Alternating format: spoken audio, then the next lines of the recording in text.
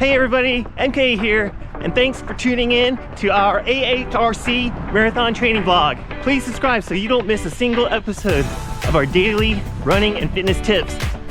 Happy Monday! It's Monday and it's recovery day, and we're recovering from a massive 18-mile long run yesterday. It wasn't an 18-mile long run with a bunch of high quality or super high intensity.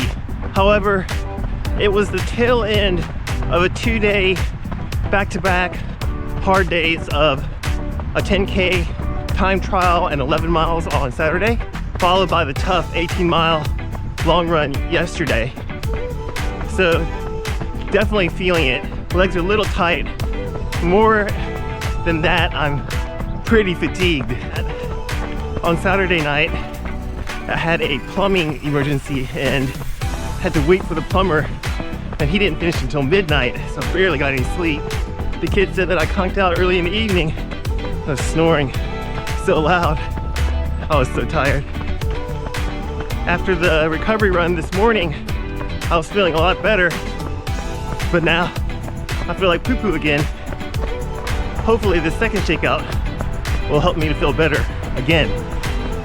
While you wait for me to feel a little bit better, let's drop in on what happened this morning and see how that first recovery run of 6 miles went.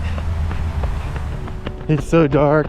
That first mile was completed in 9 minutes and 30 seconds.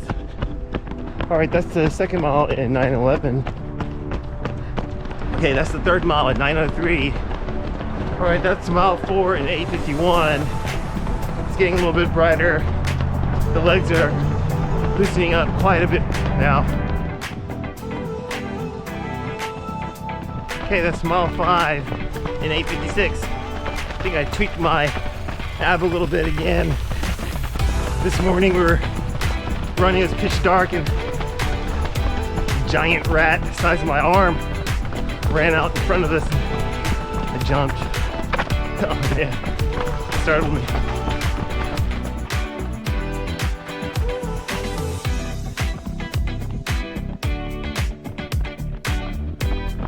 All right, that was 6 mile. This recovery run was not easy for me. I think that little ab tweak kind of bothered me more than I should have let. So I had to use my regular mantra. It's very sophisticated and inspiring. Come on, MK. Comment below your favorite mantra that you use to dig yourself out of a hole. It'd be awesome to scroll through and just read through a bunch of inspiring mantras. All right, that's gonna take us to the end of recovery run number 1. I'm going to get the kids ready for school, send them off, and I'll see you back in just a snap of a finger. And we're back. I'm sure everybody's been wondering, does MK really live in California? Hardly ever see the sun. We're always running so early in the morning. It's about 8:30 right now in the morning, and this is probably the first time or one of the few times you're probably seeing such a sunny day. It's usually quite overcast and cloudy in the mornings, or there's a blanket of fog in the mornings. My friend Meg is training for the Disney World Half Marathon, which is happening on November 5th, and she also had a long run. I have her on a progression, and the week before she did a 10-mile long run with 6 miles of marathon pace quality within the run. Yesterday she had an 11-mile long run, and we just increased 1 more marathon pace mile. Let's find out how that workout went for her yesterday. Hi, Coach. Checking in on my Sunday long run. I did a mile warm-up, 2, 3, and 2 at a 7:33 pace. well, I should say I didn't do it, but that was my schedule. And then a mile or two cool down. I was just not feeling it today. I was super tired. The first couple miles, I think I was like 7:25-ish average pace. And then that 3 mile in the middle, started to get really tired, just didn't sleep well last night, and my whole family's fighting a cold. And by the very last mile, I was just done. So let's have a better long run next week, and yeah, have a good week. Bye. Oh, thanks, Meg, for that update. I'm really sorry that everybody in your home is so sick. Meg had a hard time with the long run yesterday because her family caught a bug, and it hit her pretty hard, and she was really fatigued before even going into that run. Good job toughing it out, Meg. You're able to get some good quality in. Don't be discouraged. Always keep into consideration all the other factors that can affect what happens on the day of a workout, whether it's the weather, what you ate that day, or what you ate the previous day, the amount of sleep that you've been getting, or if you're sick. Okay, 8:54 for that first mile. We are now 4 weeks away from Long Beach Marathon. We're definitely peaking as far as being at the fittest point during this 16-week marathon build. I've made this mistake before, and I'm sure that many other marathoners have as well. But there's a tendency or a temptation to take the foot off the gas during this period, thinking, I can't gain any fitness, so I'm going to go into safety mode and just make sure that I maintain and take it easy, relax my body, so that I don't risk any kind of accidents or getting hurt or anything like that. I think this is a great strategy if your primary focus is not setting a personal best or to hit a time qualification mark. If you don't have performance goals, I think it's okay to have that mentality. It's good.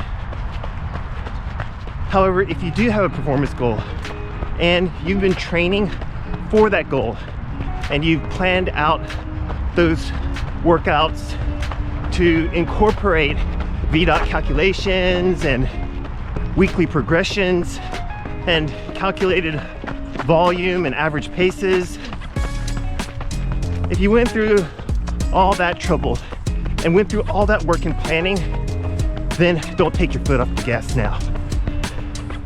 There are 4 weeks to go. This is the time where you sharpen your tools. You get razor sharp during this time. It's 4 weeks to go. You're gonna focus on more VO2 max workouts, focus on more threshold workouts. You're gonna have to put yourself in very uncomfortable situations, very uncomfortable. And you want to always do these discomfort-oriented workouts very close to the race so that you remember what it feels like and it's not a shock. And understand that if you did go through all that planning, or if you have a coach who's guiding you, they're going to give you this discomfort at a level that you can handle, and it'll be safe. So go for it. Keep at it. Don't take your foot off the gas. My body's telling me I'm not supposed to be out here doing this. Had to stop off and use the restroom again. I'm gonna cut this run a little short. It'll be worth it to get a little bit of extra rest. Woo, look at that sun.